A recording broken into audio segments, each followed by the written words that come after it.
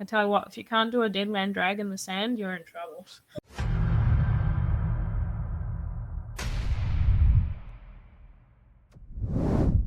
Hello, everyone. This is Brody from Outperform Fitness, and welcome to today's career chat.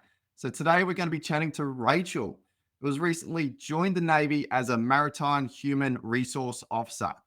So unlike general entry roles, her pathway required a little bit of a different process. And so far, she's completed her initial officer training, which is called NEOC, the New Entry Officer course. And she is now at the end of her IETs, her initial employment training, and completing her PQ, which is Primary Qualification training. So we're going to break down what this journey has looked like for her right from the start to where she is right now. So just a quick disclaimer with these career chats. So this career chat is presented as a personal experience, and it's not on behalf of the Australian Defence Force in any way. So I say again, this is a personal experience and not on behalf of the ADF. So let's bring Rachael in here and get this chat started. All right, welcome to the chat, Rachael, and thank you for joining us. It's nice and early, 7:30 on a Saturday morning, and you're giving up your time to share your experience with all these people out there. Yeah, no worries. I'm glad to be here. Awesome. All right, let's get started with a bit of a background and personal life from you to start with. So let's start like right back to the start. Where did you grow up and what were you doing before you decided to join the Navy? So I've had a few different unique experiences that most wouldn't. So I actually grew up in Papua New Guinea. I was born in New Zealand and then we moved over there where my parents did ministry work. I went back to New Zealand to finish high school and then I decided, hey, I'm going to jump the ditch and go see what it's all about over in Australia. So came over. I've been here 11 years by the time I decided to join the Australian Defence Force. So I got in and got my citizenship done before they opened up this New Zealand entry pathway into defence. So I got my little tick of approval for my citizenship, signed the dotted line and came on in. But I did spend 15 years in hospitality in both management and just general hospitality. Yeah. Awesome. All right. Would you say it's a big change up in the role that you're doing, or do you feel it's pretty similar in regard to just the job side of things? Vastly different. I think in terms of management of people, that side of things will normalize to what I've experienced in the past in some manner. Yeah. But the way we lead in the Defence Force is very different to the way you lead in the civilian world. So it's going to be a bit different. Yeah. Awesome. What drew you to that sort of role as a maritime HR officer? Would you say it's from your past jobs and you thought, oh, that's probably something that I'm going to be good at in the Navy, or was it just a complete other sort of decision that you had? It wasn't at all anything like what I've done in the past, but I have a huge passion for people. And I could have gone down two pathways: logistics, which I know I would have owned it if I had joined in logistics for defense. But I also didn't want to spend my entire career having to work on ships for the most part of it. And logistics used to be what human resources was molded into. But they've taken pretty much all the people side of logistics away from logistics and given it to Maritime Human Resource Officers. So it's only a role that's been around for about 5 years now. Okay. So very new.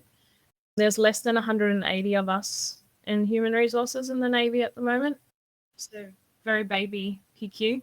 Yeah. But I just wanted to be there for the people and make sure that I can get in and around and look after, basically, in my opinion, the Defence Force's most valuable asset, the people. Yeah. For sure. Yeah, awesome. And with that being like a relatively new role, are they screaming for people to join it, or are they pretty happy with the amount of that are in there at the moment? They are still needing a lot of people to join. We are a high risk category at the moment because we're not even halfway to where we need to be. But in saying that, we've still got limitations on how many people we can put through training at a certain time. because of resources and things like that. And because it is a new PQ, they're still ironing out the training continuum a little bit. So it's been a little bit interesting in that respect.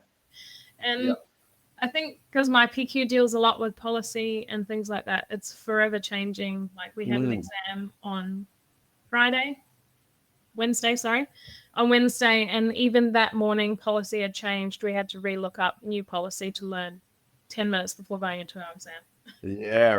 So it'll be, constantly learning, and it's not one of those sort of set and forget courses. It's, you'd have to have, I'm assuming they teach you how to look this stuff up, and they're like, you've got to be on top of this sort of thing. Yeah, you can learn these basics right now, but it's probably going to change tomorrow, sort of thing. Yeah. All right. Before, like when you were growing up, as a lot of people do, did you have the interest joining the military as a young kid, or did that come later on in life? So my desire to join Defence Force probably hit me when I was about 20. So just as I moved here to Australia. And a little bit selfish of me, I decided that Australian Defence Force was better than the New Zealand one, even though that's home, because of the benefits and the lifestyle that you can be afforded over here. So I thought, you know what, I'll stick it out. I'll see what happens in Australia and go for it. And I just met some good people. I got stuck into really good work in hospitality. I had some issues with citizenship rules changing a lot and thresholds being quite stringent. So citizenship never came around. So I was like, oh, it's done. Like, it's not going to happen. So I gave up on my dream a little bit. And then Albanese, I know not everybody loves him. He changed all the rules, and I love him.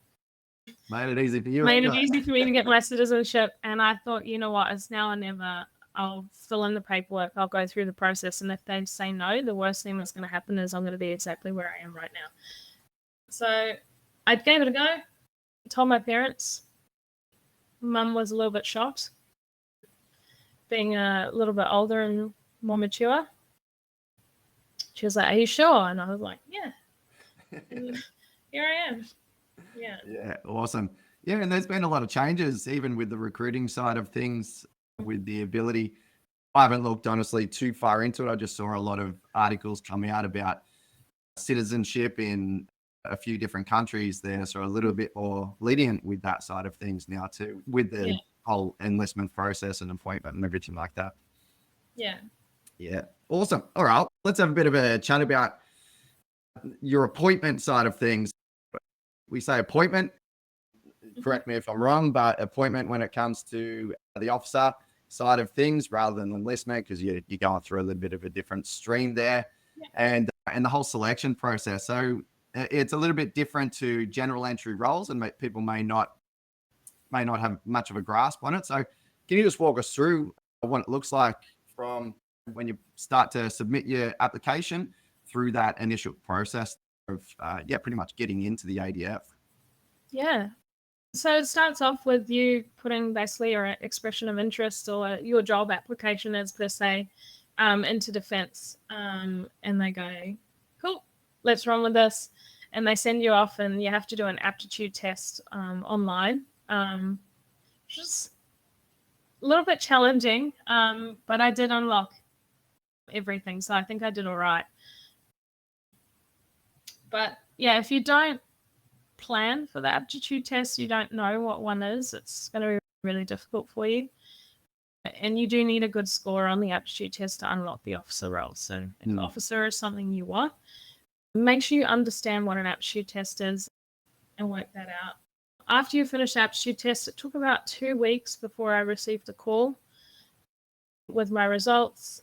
And then I had a careers coaching session. At this point, I had 3 options on my application. I had Air Force, I forget the name of the Human Resources team there, TSO, which is Training Systems Officer Navy, and then Human Resources Navy. Part of the reason why I ended up Human Resources Navy was because the process, if I'd left Air Force on there, meant 2 officer selection boards, and thought about it for a while. And I decided, no, I wanted to live near the beach. So better take Air Force off the page and stick with Navy. Yeah. So after you do that, you get sent for all your tests, psychology, not mental health checks, and you get sent for a defense interview. I planned and studied for not all of these for the interview and the OSB. Because if I didn't, I wouldn't be where I am. You are expected as an officer to understand what you're doing and where you're going and what your next year will look like. And it's really hard to understand what your next year is going to look like when you don't read into what your training continuum is going to be and where you're going to be. Yep. And also had to take into consideration what this meant for my family, even though I'm older. They do ask you those questions. Have you told your family? Have you spoken to them? What does it mean for them? Because in joining defense, it's not just you joining, it's your family coming too. Exactly. So take that into consideration in the process because they will ask you about it. Once I go through those first three, which is medical, psychology, and the interview, they'll give you a yes or a no at that point. Once you've cleared off the three, got your letters of approval, basically, you'll then get paneled for an officer selection board, which I think was probably the hardest, most nerve-wracking part of the process. The medical psychology and interview part of it was the slowest part, but as soon as I hit OSB, I had to set aside pretty much 3/4 of the day for that. So you do like a group activity where you're all in the video call, you get given a scenario and you all have to discuss what outcome or who you're going to choose. It's like an ethical dilemma. And then the whole time they're just listening and then seeing who does what, who says what, and how you come to your decisions. And then after you do that, you do like speeches, like on the spot speeches. They'll give you a topic and you just have to be able to speak for 1.5 minutes, whatever it is, with no preparation. You'll get given a topic, I don't know, what would you do with $1 million? And you've got to speak straight off the bat and give an answer, a speech. Yep. Which was okay, but yeah, if you're not prepared to think on your feet, you're not going to get through that either. Some people on my OSB did struggle. Some of them I know didn't make it through the OSB. So it is something that, yeah, I'd recommend planning for. Yep. Then, yeah, you go into a one-on-one interview, which is probably the scariest part. There's 3 people there. There's a psychologist, an officer. Usually, I don't know, mine was a 3-ringer. And then I had a warrant officer as well on my board. So I was a unique board. So my board was purely female. So it was quite different. Usually they have the male perspective in there, but it is what it is. And my 3-ringer was very hard to read. So I sat through the whole thing. She had a straight face the whole time, and I had no idea how well I had. His nerves. Am I making a good impression? Yeah. And yeah, they ask you questions about basically the service that you're getting into. So for me, obviously Navy, they showed me some pictures of ships and places, and I had to name them, had to know my geography, had to know what was happening in the world. And then I also had to be able to talk about myself. And that process took about an hour, the one-on-one. Yep. It's quite an extensive, lengthy interview. They'll throw you scenarios and ask you how did you react to them. Yep. And then once you get through OSB, they'll put you in a waiting room for 5 to 10 minutes while they decide whether you get a yes or a no. Make you sweat. So you're sitting there going, oh my God. Yeah. Thinking about all the mistakes you made and you're just dwelling and waiting. And then they come in, and that's probably the only time I saw the officer smile. Yeah. She's like, yeah. Yeah. And then that's a relief when they come in and give you the good news. Oh, couldn't imagine that. Yeah, at that moment as well, when they give you the yes, if you've got more, if you've only got one option down, obviously you're going to get that option. But if you've got 3 down, at that moment is the moment you have to pick which one. Yep. Okay. So keep that in mind. If you've got 3 options on your application at the end of your OSB, you're going to have to tell them which one you want, which some people don't think about. Yeah. Yeah. It's a big decision too. So yeah. Letter of offer came about a week after my OSB, and I was at NEOC 3 weeks later. Yeah. Awesome. Pretty quick after that OSB, isn't it? Yeah. Yeah. Throughout that whole process there, were there any unexpected challenges that you ran into? And if you did, like, how did you handle them? How did you get over them? I had a little bit of a challenge with my psychology side of it. Nothing major, but I had seen a psychologist in the past for a relationship breakdown that I was having. We're trying to basically relationship counseling. Yep. And the amount of reporting and paperwork that I had to go get to prove that I was mentally capable of performing in the Defence Force was quite a shock. So I had to go get reports from a doctor. I had to go see the psychologist who I hadn't seen in, I don't know, 6 years. And I had to go get reports from her. And she's like, hey, what are you here for? And I'm like, she's like, you're fine. Yep. I was like, I know. I was like, can you just put that on a piece of paper for me? But that whole reviewing process took, each time I handed in a report, about a month after each report. Yeah. So I handed in my doctor's one first, thinking that's enough, because the doctor said, yeah, she's fine, she's stable. And then they're like, no, we need more. We want it from the psychologist. And then I had to book the psychologist, get the report, and then wait another month. Yeah. So it was quite a process. But yeah, just keep it in mind. We do have medical history, because it's the same for medical. I've had a friend go through that. Take all your reports with you. You don't think you need them, you probably do. Yeah, plan ahead. Yeah, get it all ready so that it's a bit of a smoother process, because there is a reason they go through that detailed and have to get all those reports and everything, because they are, like you said, it's joining the Defence Force is a really big thing. Like, you're completely changing your life. They're accepting you to be a part of that big organization as well, and they want to make sure you're fit, healthy, and mentally strong enough to go through all of the stuff that you do in ADF as well. Sure. All right. How did you feel when you got that letter of offer? How was that feeling, getting it in there, locking it in, and going, hey, It was a little bit nerve-wracking, to be honest. Signing the dotted line, I've signed 6 years of my life away, and I don't know, in hospitality, it's very transient nature. So I don't think I'd ever spent more than 4 years in one place. And I was like, I'm going to be spending 6 years in this one company. It's a little bit nerve-wracking.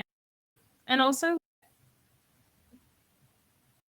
I've always been a planner. I've always known where I'm going and what I'm doing. And I basically was signing away my right to that, in my opinion. I don't know where I'm going to be in 2 years' time. So it was a bit of a change, a bit of a nervous moment. But yeah, I got my postings yesterday, so I know where I'm going for the next year at least. Awesome. So, yeah. And it's like you said, just taking, I won't say that control or anything away, because you still got control of your own life. And you've still got your preferences and all that sort of stuff of where you want to go and everything. But yeah, you're right. It's just like, all right, they're essentially going to decide where I'm going to be in the next couple of years, depending on where the Defence Force needs you and your career path and all those sort of things. So it is pretty nerve-wracking, losing that sort of ability to do what you want. And that's the whole reason for that selection process and everything that you go through the enlistment, because this is the sort of thing that you got to be thinking about and you got to be able to deal with as well. Yeah, 100%. Awesome. All right. You trained with us initially, so you were with us, with me, and Outperform Fitness. It would have been close to a year, wasn't it? It was just shy of a year. Yeah, about a year. Probably the best thing I did, honestly. I was with my work, it was very hard to get to structured gym classes and things like that. And even just to get in with a personal trainer at the gym because they only work certain hours. Yeah. And I was working ridiculous shifts, early morning shifts, late night shifts. So it was just so turbulent. And then, I decided I'll give this a go, join Outperform, see where I'm at, because I knew I wasn't where I needed to be. When I first joined, Navy still had a pre-fitness requirement. By the time I joined, that was no longer a requirement. Still isn't a requirement. In some ways, it's good. In some ways, it's a detriment for some who come in who haven't put in the work. I put in the work, and I still struggled with some stuff. So if you come in with no fitness, which you can, you're going to be in a lot of trouble. Yeah, for sure. Even without that PFA there, you want to at least get some sort of baseline of fitness for yourself, even if it's solely the fact of staying away from injuries throughout your basic training. Like, you don't want to be there and back squatted to a course that started 2 months before you because you've had to deal with an injury throughout that entire time. Yeah, even if it's just for that, as you would have seen, the performance and everything. And throughout your NEOC, were you still required to pass your PFT? Yeah. So week 4, we ran our first PFT. It was just a trial one. And I was actually quite surprised I managed to keep up my fitness. So first 4 weeks in NEOC, basically you're confined to marching around to get to wherever you need to go and your walks. You don't have access to gym. You're not allowed to run outside. You're literally just in your blocks and marching to and from instructions, meal times, wherever you need to be.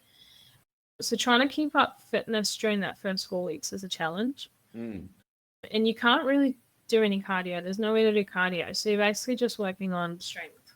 And it's purely body weight strength because you've got nothing. Yep.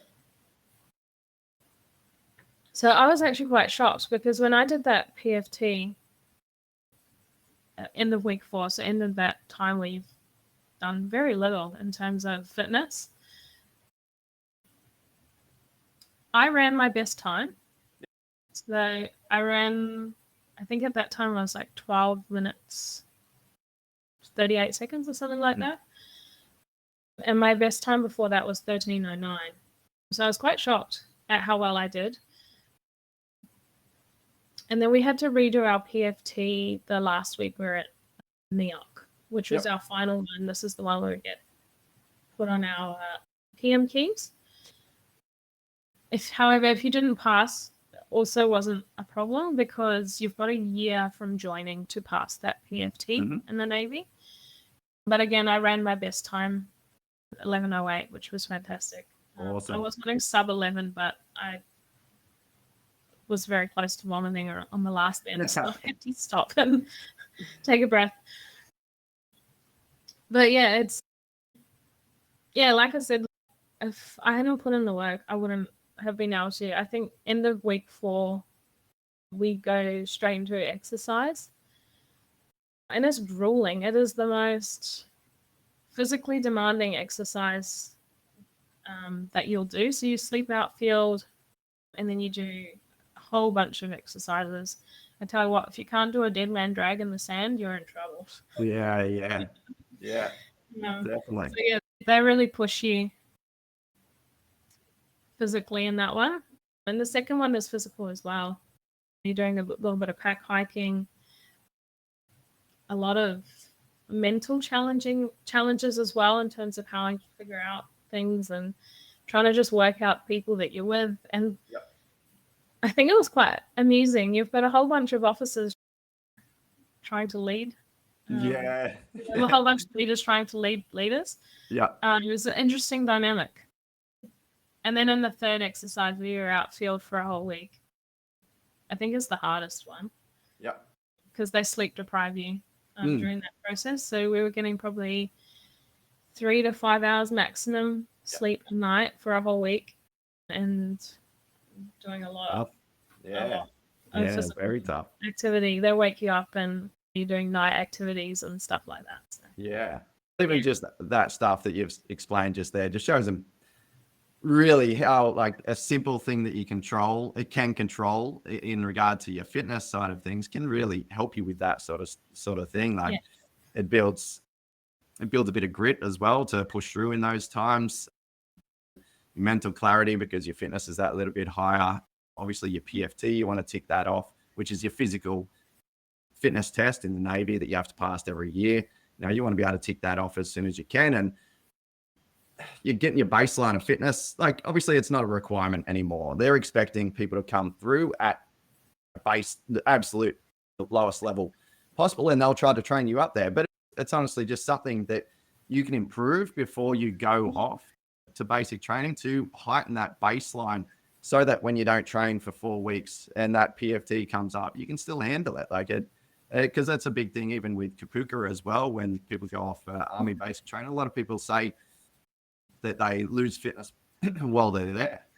Why not build your fitness as high as possible so that when you do lose fitness, you're still at a pretty good level. And then it's going to come back pretty quick anyway. Once you start your training and stuff again, it's not something that's just disappears. You can gain it back pretty well. So, all right, let's backtrack a little bit with the whole NEOC side of things. So that's the new entry officer course that Navy does. So yeah, in your own words, can you just explain what exactly that course is? So for me, it was 18 weeks training. For me, I had a very challenging start to NEOC. I lost a loved one literally on the bus ride. On the way in, I got the phone call. And I got to NEOC. I was obviously in tears. And they're like, oh my Lord, what do we do? So I spoke to my divisional officer, and then I ended up speaking with the chaplain, and I basically got given the decision on day one.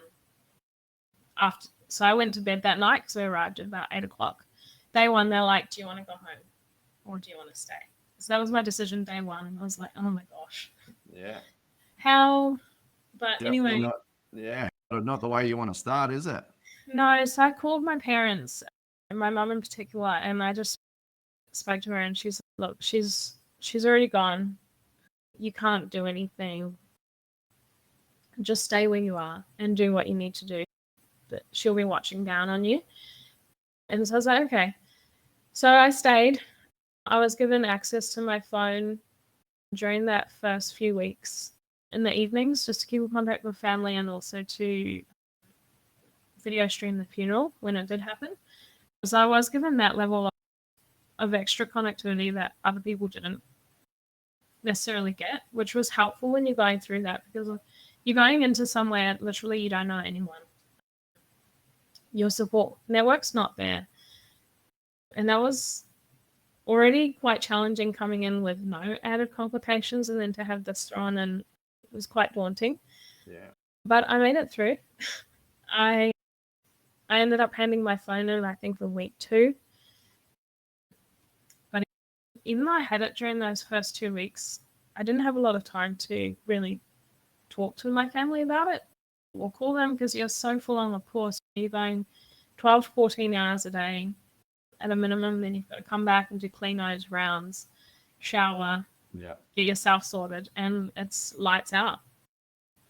So I didn't have too much time to process with my family. So that's where the chaplain kind of came into it. And I spent a lot of time speaking with the chaplain, because you can speak freely with them. They don't have a reporting requirement unless it's a reportable event, which it wasn't. It was just me basically venting. So I can recommend that if you ever just need to vent. As long as it's not a reportable offense, the chaplain will just sit there and listen. So that was like a little bit of a breath of fresh air for me. I think as well for me, I actually had a friend who was at NEOC Advanced CS, which is up at the School of 4S's. So he was actually at Creswell when I was going through this, and the chaplain actually organised for me to have dinner with him one night, which was pretty special. Not always a circumstance that you'll get, but it, to me, just proved that these people are here for people. And yeah, it just showed me that how good the divisional system can be in supporting people when they need it. So Yeah. that's a cool thing. Then NEOC. Challenging. I'd say a lot of it is structured around really young people joining defense, so 17, 18, and 19-year-olds. And coming in as a 32-year-old, I think some of it drove me nuts. I was like, really? You need to tell us that how we're dressed is okay to be able to go out in public in? Really? But it's all just little conformities that you just have to just go along with. So it was a little bit frustrating at times. But yeah, all in all, pretty fun. I made a lot of good friends. And I've made even more good friends while I've been on course here at Service. Yeah. Yeah. Awesome. Firstly, sorry to hear about your loss on your way there. I couldn't even imagine what that'd be like. You're already in such a stressful environment, and then you get that news. It would have sent a lot of people home. So hats off to you sticking through it. And by the sounds of it, yeah, the Defence Force gave you a lot of support, which is throughout my career as well. When things do go wrong, they're there for you. And I'm not just saying like that. People go out of their way to help you as well. Yeah, there's a very big support network throughout, your hierarchy and beyond.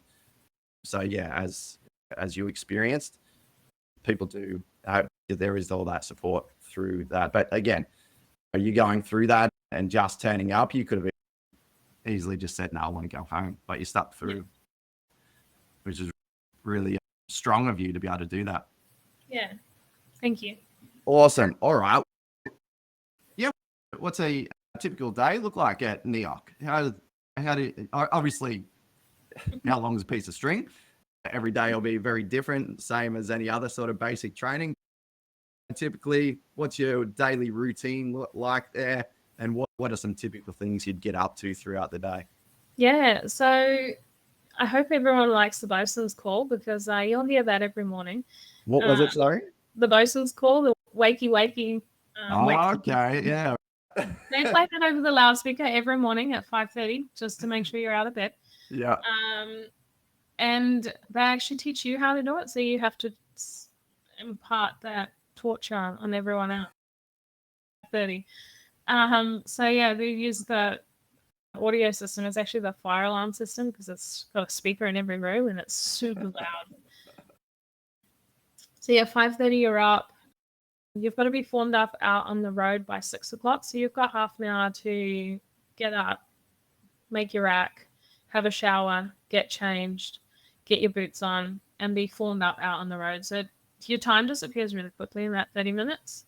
I ended up waking up earlier because I wanted to sit down, relax, and have a coffee. So I'd start my morning with a coffee and then I'd jump in and do everything I had to do, shower, bag ready, everything. But I think planning in that aspect was important for me because I just make sure I got my uniforms ready the day before.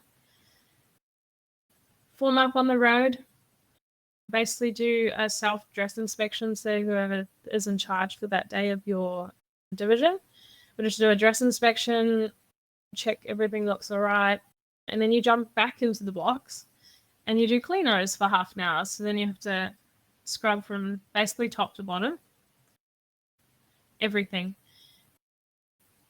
Floors, skirting boards, tops of your heaters, cupboards, everything. They check everything. Cracks in your windowsills. So you're basically scrubbing top to bottom. You've got half an hour to do that. Bathrooms, communal areas, everything.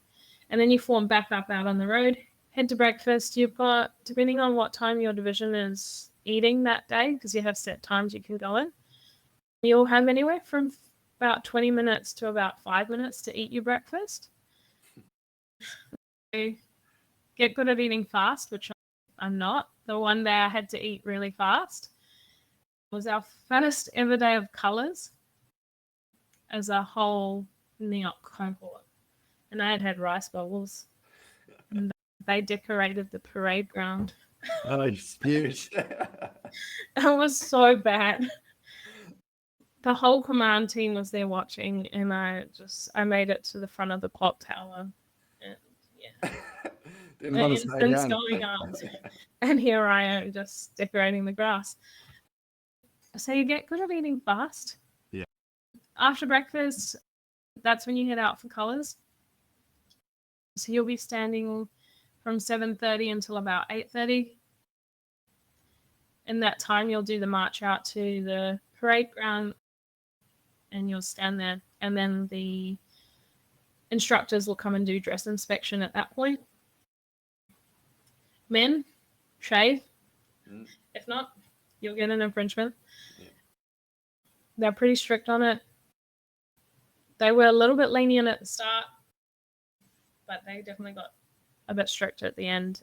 A few guys got infringements for that. Make sure your boots are up to scratch and everything like that. After inspection, you'll march off parade ground and off to instruction. Depending on what you're doing for the day, sometimes you'll be with the bosuns doing parade and ceremonial. Sometimes you'll be at the gym doing PT. You have to double to gym. It's not optional. You can't just march to gym. You double. Yeah. Or you'll be in the classroom or in the peak auditorium. So if you're in the peak auditorium, you're usually with other divisions, and you're just basically learning everything to do with what you need to know about Navy. At NEOC, it's all about Navy. It's nothing to do about PQs or what your job is going to be. It's just an overall view of everything. And a lot of leadership stuff, obviously, because we're joined as officers, we're going to be the leaders in the Navy. So a lot of leadership development, training, and that's what all the exercises revolve around as well. Yeah. And then you also do some pretty cool stuff like School of 4S's for a week. Jumping in the flood tanks and in the fire tanks is pretty epic. It's pretty daunting the first time. Pretty hot. I think my word of advice is remember what they teach you because you'll need it. They'll throw it at you as random times and you're going to need to be able to replicate what you learn. Survival at sea was a really awesome experience as well. It was quite daunting. So you'll do your swim test in the first week, NEOC. And if you fail, which I did, you'll get to go and do remedial swimming. And what's involved in that? So the swim test is the 3 meter, they call it safety jump, but it's a step. Don't jump. You fail if you jump. Just step off. Then you do a 10 meter underwater swim, which is where I failed. I came up at 9.5 meters, so that was real cool. Yep. A 50 meter survival stroke swim, and then you've got to tread water for 15 minutes. Mm-hmm. So that's what that is. Was that clothed? Yeah, it's all clean skin or? Yeah, so you're in a jumpsuit, and the old grey jumpsuits they used to wear on the Navy way back when. Yeah. It's one of those. Yeah. So it gets quite heavy in it. That's where I fell short with the underwater swim because I trained and swum 20 meters underwater and I was no problem. But as soon as you put that jumpsuit on, it drags. Yeah. It drags a lot, especially when you're my size and the smallest jumpsuit is like 4 sizes too big. A big parachute floating behind you under the water. Yeah, pretty much. So yeah, it's good. Definitely train for that. So then, we did survival at sea where you have to do the safety jump into the ocean. And you're in like the bright red PAS suit. Yep. So safety suit. And you're just swimming around in the ocean. It was bloody cold. I think the water was about 15 degrees the day we were doing it. Oh. But the survival suit's supposed to keep you warm unless you've got one with a hole in it. Most of them probably got holes. And so you're in the water for a good couple of hours, but it's a lot of fun just learning how everything works. It's like real life. One day you might have to do it. It was quite put into perspective for us. Yeah, I could imagine what it's really like. Yeah. I think about 3 weeks after we did survival at sea, that's when the New Zealand ship, they literally had to do to survive. Let's say they had to get Yep. off the ship. So it's like, oh wow, this stuff actually matters. This stuff Yeah, actually exactly. be something we have to do. So yeah, I've got friends in New Zealand Defence Force, and some of them dealt with that. One of them was on the ship. So yeah, just big wow. Okay. Yeah, you're not just doing it for the sake of it. Yeah. They train you for a reason. Yeah. So yeah, it was quite good. So yeah, it just depends on what you're doing for the day. But your days typically are 12 to 14 hours long. Yep. Big You don't have days. you don't have a lot of time for yourself. A lot of walking, a lot of marching. Yeah, probably marching about it depends. If you're only marching one way, you're marching maybe 5Ks a day. But typical day would be double, if not more, 15. Yeah. Even through Kapuka, they've done a bit of tracking, and it's 30,000 steps a day sort of thing. So yeah, that's something that you were typically used to anyway. I remember, your steps were generally pretty high. If it's someone coming from a very sedentary job, that's additional stress on top. And like we're talking about, fitness side of things, but just walking around that amount every day, it's not just every so often either. It's every day. Yeah, it's every day. I think the march to breakfast is probably the shortest one. That's really about 500 meters. So very short. But once you add everything in, it all adds up really quickly. Yeah. I didn't have a tracker because we weren't allowed our smartwatches, so I couldn't track exactly how much we were doing. But yeah, it was a lot. Yeah. I think when you're marching as well, you got to keep your arms up. So it's like a forced position, and you're thinking about stuff, and so it's a bit different to just walking. Yeah, definitely. Yeah. All right. Just back on your morning routines side of things. I'm sure there's a lot of Army people out there listening to this and thinking of coffee before everyone gets up. That does not happen at Kapuka. You will not be able to do that. So just clear that up. Navy's a little bit different in that regard. So don't expect to do that sort of stuff if you're going down to Kapuka for your basic training. Now, let's chat about some challenges. Obviously, you had that really big one at the start before you even kicked off. But did you run what was your biggest challenge outside of that through NEOC? Obviously, so there was that one that you struggled with, the underwater swim. Was there anything else there? I think the biggest shock for me was end of the first 4 weeks was that first exercise, just how much conditioning I had lost. And like the PTIs are just beasting you during these exercises and pushing you. And they're giving you really unrealistic targets, in my opinion. Second exercise that we did, I won't spoil it too much, but basically there's one point where you have to jump on a assault bike. And you've got to get 40 cal on the assault bike. Yep. But you've got to maintain rotate, I forget what it's, RPM or something of 600 or more. And to get 40 cals and maintain 600 or more is quite difficult. A lot of the time, stuff like things are set there to be unachievable. I ran around the tree. It is like we'll have exercise in the Army where you think the exercise is over. You're walking up to the back of the truck, you gear in, and the truck drives off, and you've got to march your way up. Yeah, a lot of things are training that mentality to, all right, I'm being given this task. I'm going to try and achieve this thing, even if I think it's completely out of reach, and it most probably is.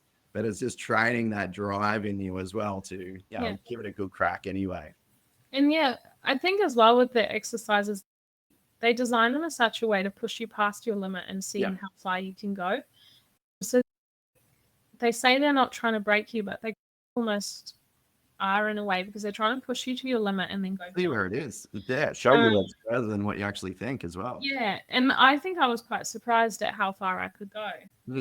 Because one exercise, jumping on the assault bike, carrying around ridiculously heavy things, pushing sleds on grass, which is not easy when it's divots from a kangaroo stuck in there.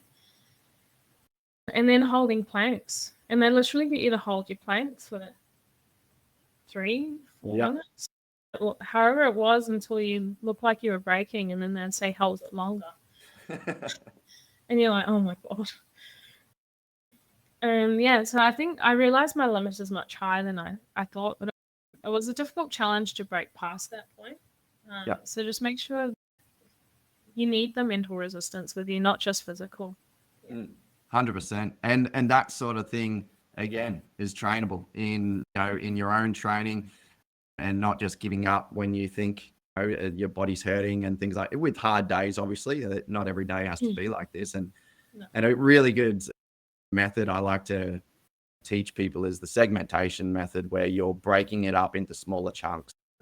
Your example of the plank, you do it in 3 minutes. Who knows if you probably got the hunch that you're going to be going longer than this.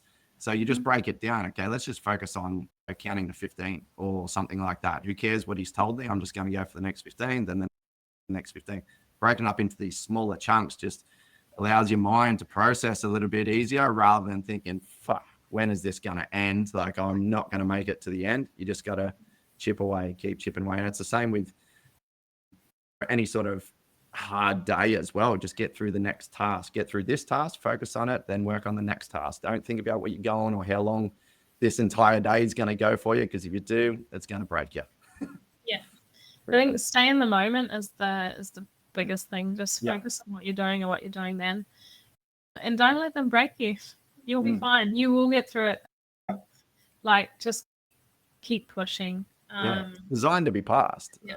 Like, 100%. Everybody on my NEOC passed. We only had 2 back courses. But yeah, a lot of people did go down with injury, especially my division. We were the injury division. And because, like, at one point, literally half my division was on chits. That's why I say, like, the fitness is so vital, because some of those people in my division they didn't come prepared. It's building that threshold, your body's resilience, just simple stuff that we can build up beforehand.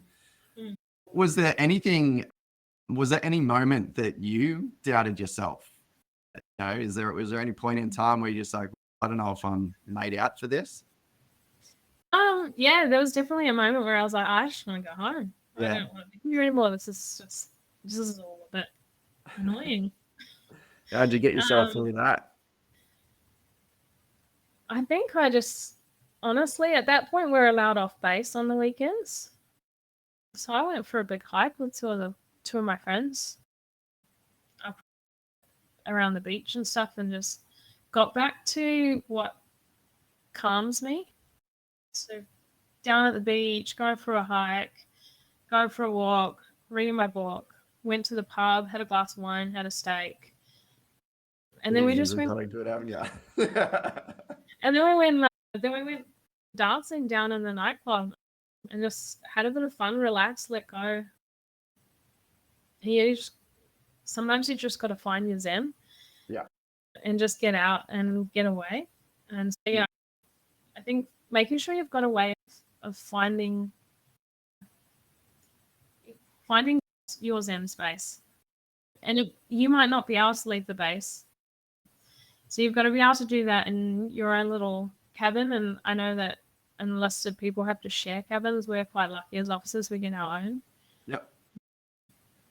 But yeah, whether it's reading a book or meditation or, I don't know, doing star jumps. Burpees? Maybe that's your zen. Not my zen, but find something that you can take with you that they can't take away. You can't have... Your zen can't be Netflix, because you ain't going to have Netflix all the time. So, yeah, just find something that works for you.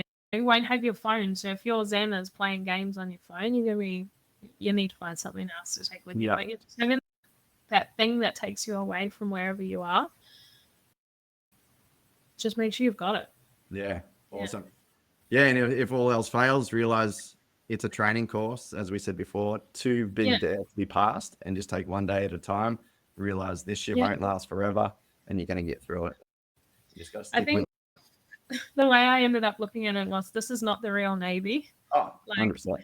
Training is not the real Navy. It's not what it's all about. It's there to teach you the skill they need you to have, so that when you get into high pressure situations, you can perform in the way that they need you to. So they teach you very clear communication methods and things like that, and how we're supposed to talk to each other, and methods of communication, how to write. Defense is a very unique writing style.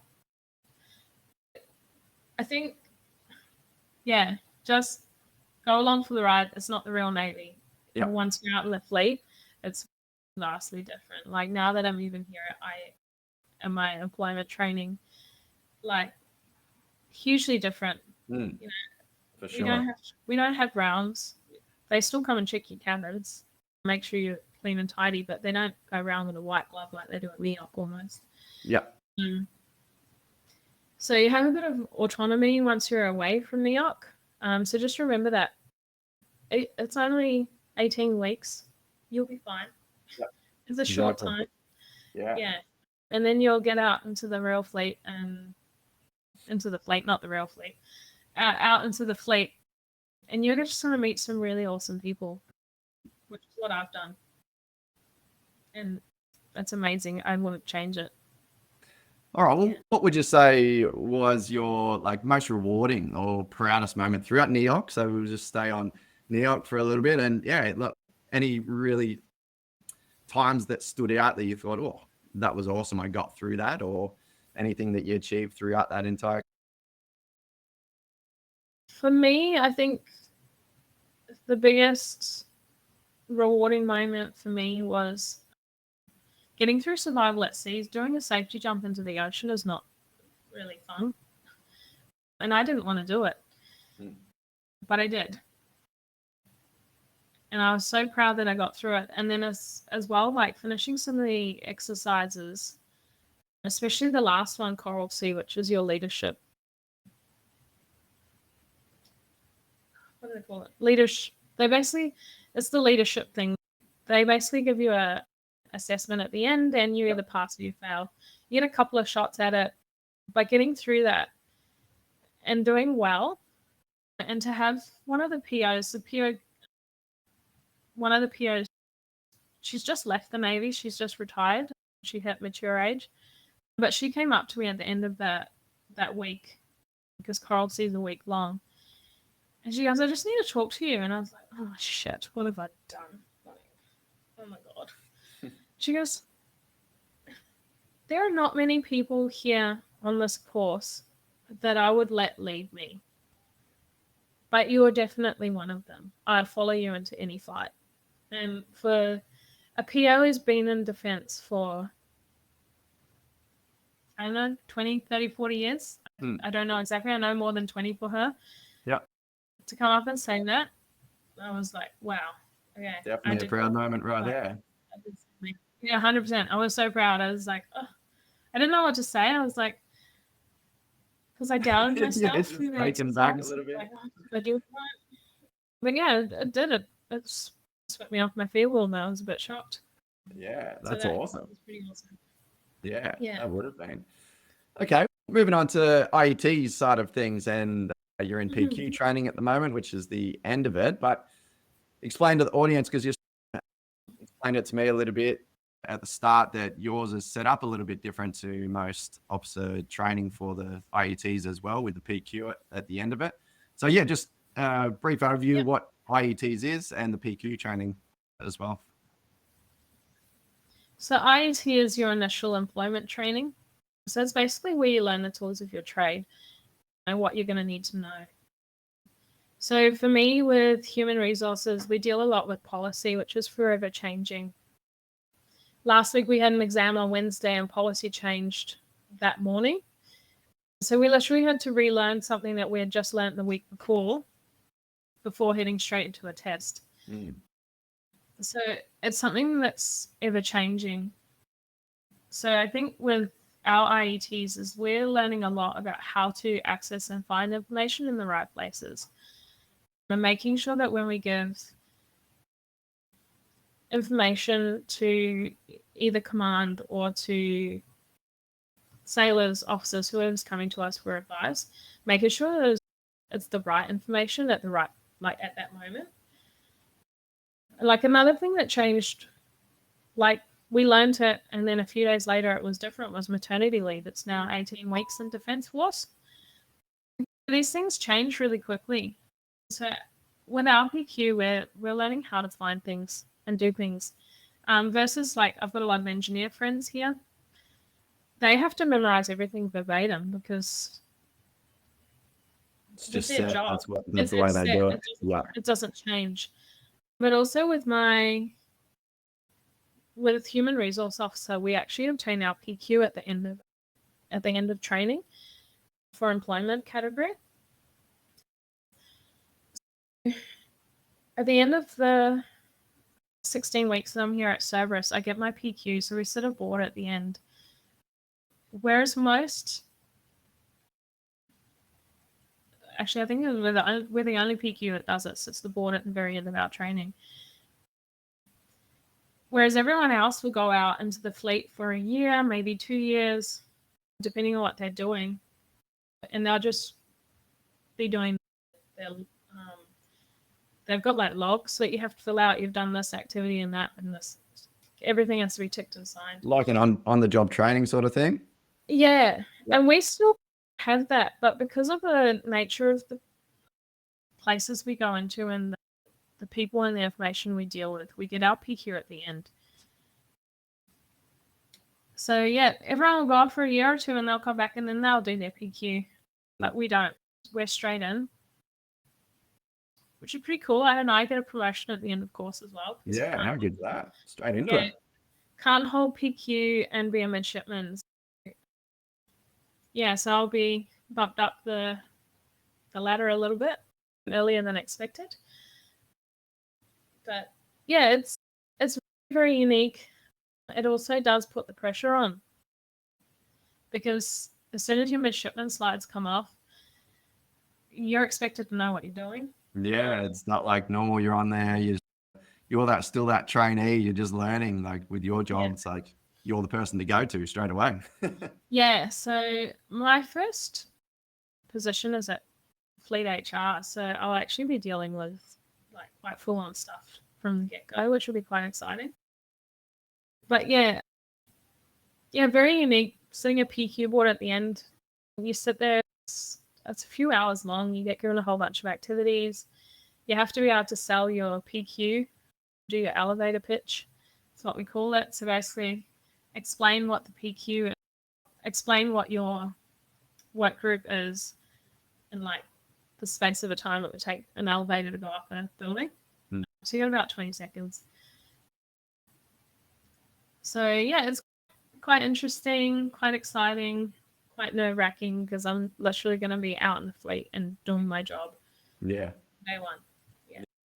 Yeah, that's pretty cool because we had the very similar thing with the on-the-job training as when I went through as mechanic. You got 12 to 18 months down. Well, you got your basic training, then you got your 12 to 18 months of IETs, and then you're out at different workplaces for another year or so doing on-the-job training. So you're getting ticked off for certain things that you complete, and then you're not qualified until the end. So you're pretty much getting qualified right from the start.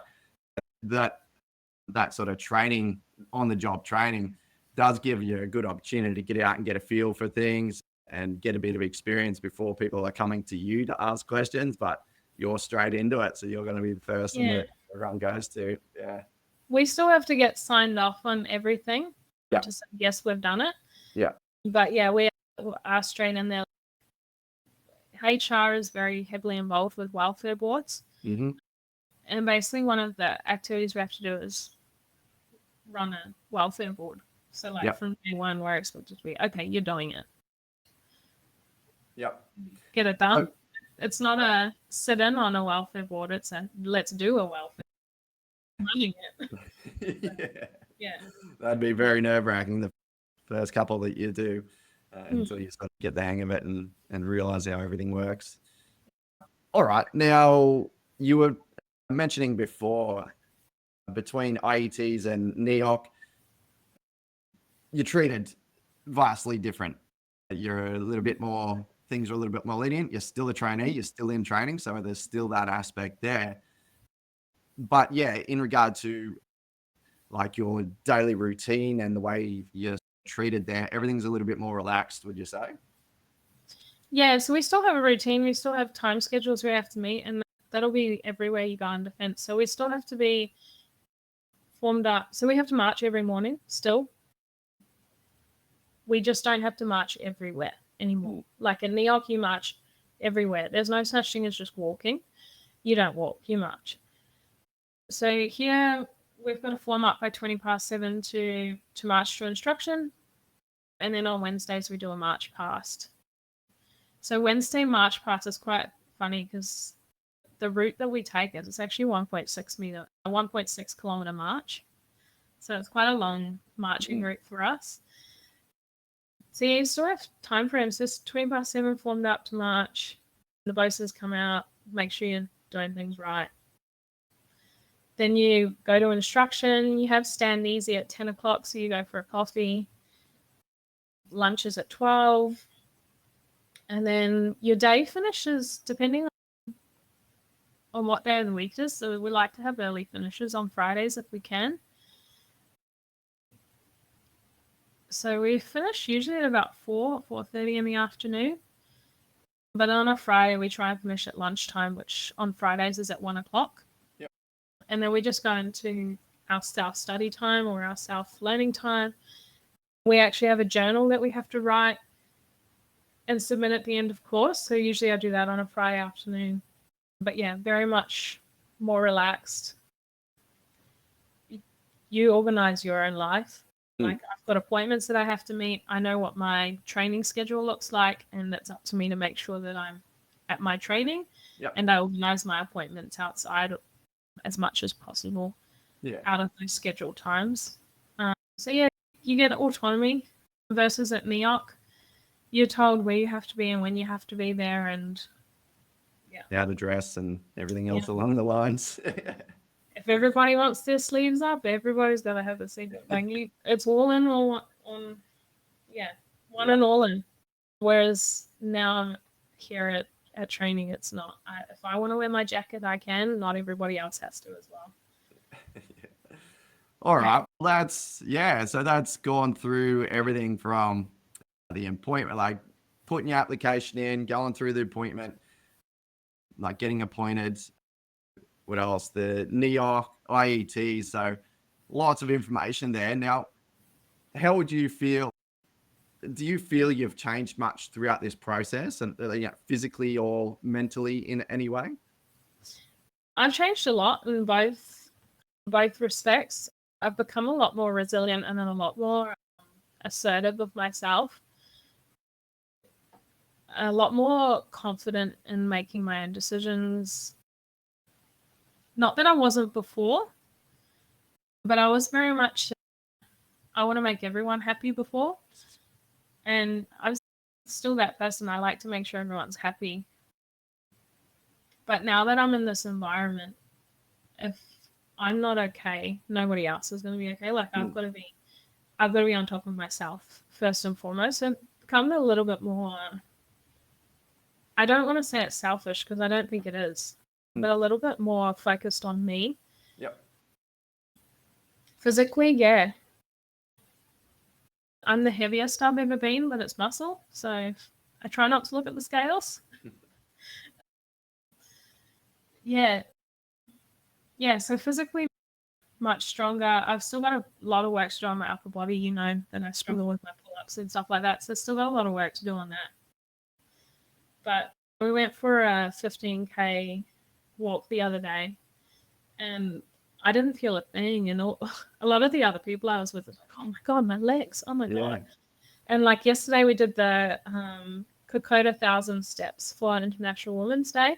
And yeah, I struggled going up the steps. But I was like, by the time I finished the steps, I decided I'm going to run down the hill, which I did. It was fantastic. I loved it. Had a lot of fun. But yeah, I wouldn't have done that in the past. Running down a gravel road, it's quite steep. I wouldn't say it's the smartest thing, but I had a lot of fun. Yeah. But yeah, like physically, yeah, much, much better. Wasn't. As well. That's good. Yeah. A lot of growth that's happened there. And definitely fitness becomes a part of your life when you're in these sort of roles as well, because there's a good reason for it too. So what would be one thing that you've learned about yourself that you didn't really expect? That's a hard one. One thing I've learned about myself.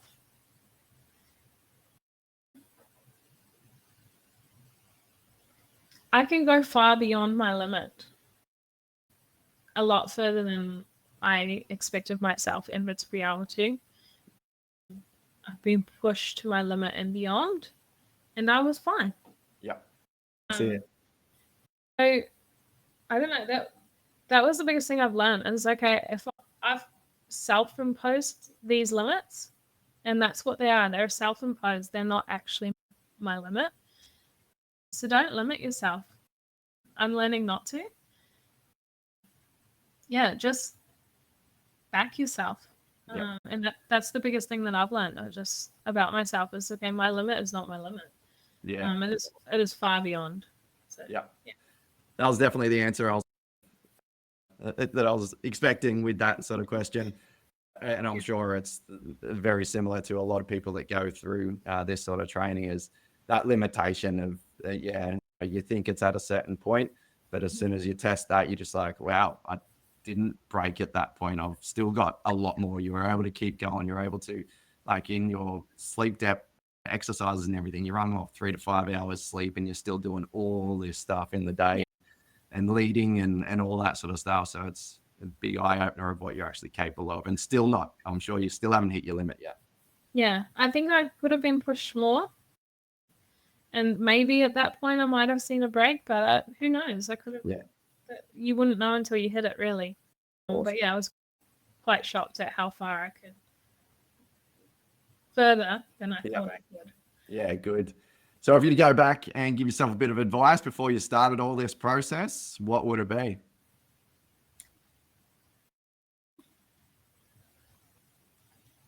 Honestly, I wish I had been better mentally focused. So just finding a way to focus more. I think what I went through at the start didn't help with that because my mind was immediately distracted with other things going on. But yeah, like just keep focused and listen. They're not saying stuff for fun. And if you don't listen properly, you're going to get into trouble. But yeah, just focus and be in the moment that you're in. Like, stop worrying about what's happening next week or the week after or the weekend even, or even that night. Just focus on what you're doing and where you are at that moment, because anything could change at any moment. I could be thinking, tomorrow I'm going to go to the beach and I'm going to go for a swim. But then all of a sudden, who knows, I might have to go up to Queensland on Haydar relief, and that trip to the beach is gone. Just stay focused and in the moment, I think would be my biggest thing. Awesome. Yeah. All right. What's on the horizon for you? So obviously trying to get through your IETs and this PQ part of it. Yeah. What's after that? You said you've already got your posting. Yes, I've got the next year of posting. So I'm spending 6 months in Sydney at Fleet HR. Hopefully I'll get on a sea ride while I'm there. But Fleet HR is basically, it speaks for itself, with the HR unit dealing with the fleet. And then after that, I head to Career Management Navy in Canberra. And then post that, I have been told where I should be going, but it's not out yet, so I won't speak much to that. But yeah, so Career Management Navy, so basically dealing with the careers of those that are already in. It's not a recruitment side of it, that's separate. Which is quite a big responsibility, in my opinion, because we make what we can make or break people's careers and send them to where they need to go, but it also decides where people's locations will be, because some jobs are only in one place. They can't necessarily be done from different places. So yeah, we decide where people's lives are going. So it's quite a big responsibility that is going to involve a lot of care and consideration. Because I don't know, it's quite hard to know who the person is when you've just got a file in front of you. Yeah. So I quite liked it. My career manager, she actually came down here to meet us and to talk to us and have a chat, just sit one-on-one with us and be like, hey, where do you want to go? Where do you want your career to go? What do you want it to look like? What's your main priority? So we basically got given priority preferences. So family, location, or career. And you basically, what do you call it? Going 1, 2, or 3, which is your top priority and which is your... And so she went through that with us and spoke to us and went through our postings with us and where she wanted to send us. And she took into consideration where we didn't want to go, which was good because where she wanted to send me, I didn't want to go. So I missed out. I didn't have to go where I didn't want to go, so I'm quite happy. But yeah, so that'll be quite interesting challenge. Yeah. And then my next challenge after that, I know requires a higher level of security clearance, so I'm going to have to deal with that soon too. Yeah, lots of things coming up and yeah, lots of things to look forward to and see how it shapes your career. And it'll be really interesting to stay in touch and see how you go through it all. 100%. Yeah, looking back at all this stuff that we've gone over, is there any final bit of advice that you'd give to someone that's considering an officer role like yours, going through that same sort of process? Run with it. If you've got a passion for being a leader and you want to help shape the Navy and the Defence Force as it grows, because it will grow, Navy's got a lot coming for it. Run with it. Just grab it and run. Back yourself, I think, is the most important thing. Don't doubt yourself. And if you are, forget about it. Find a way to be like, I don't need to worry about what other people are necessarily thinking. Just back yourself. If you know that you've got it, you've got it. And if you're doubting yourself and thinking, oh, maybe I don't, you probably do. And just go with it. And look, if you don't want to be an officer, that's okay too. Not everyone's made to be a leader. And that's okay. That's a big thing to recognize, and that shows some strength in you. But yeah, officer is very rewarding. It's quite humbling. I've worked a fair bit with some sailors now here while on course, because our in-post sailors are also here in training at the same time.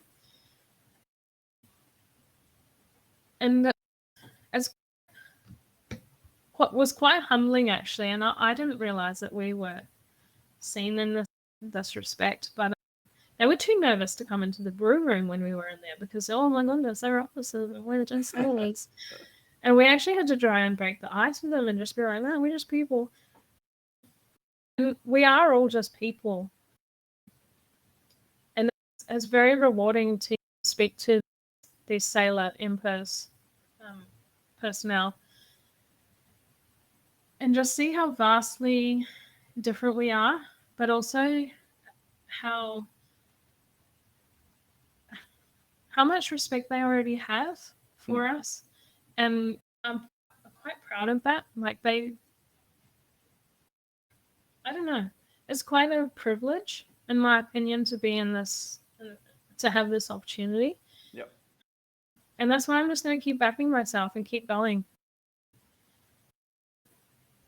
These sailors and things, they're looking up to you.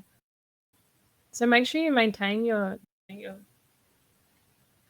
high levels of expectations of yourself, but also just back yourself and run with it. Yeah, confidence is a big part of it, yeah, for sure. And not impeding those self-limitations on yourself, things that you think you won't be able to achieve. Yeah, just scrap that. If you got that thought of you want to do something, then get after it. I don't think you're going to fail. I don't think you get through. It's, yeah, that mind's a very powerful tool when you can set it right. Yeah, 100%. Awesome. Rachel, thank you very much for sharing your experience. As I said, this is 7:30 on a Saturday morning, and you've got up and you've shared your experience through all this bit of training so far. So I'm sure a lot of people are going to get plenty out of this. So we appreciate your time and insights throughout it all.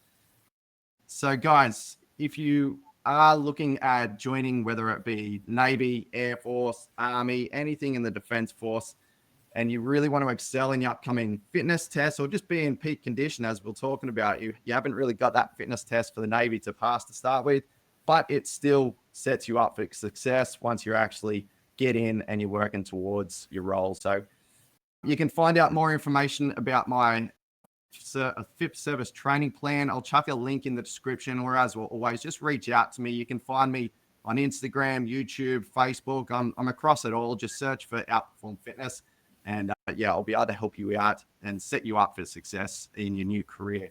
But again, Rachael, thank you very much. We really appreciate this. And good luck with the rest of your career. Don't be a stranger. Make sure you reach out and let us all know how you're going. Yeah, I certainly will. And if there's anyone out there looking at human resources and want to know what it's about, feel free to flick me a message. Yeah, it's quite a unique PQ. For sure. Yeah, and very new as well. Very vague in its stages. So yeah. Awesome. Happy to answer any questions if anyone's got any. Thank you very much, Rachael. I'll catch you later. All right. See ya.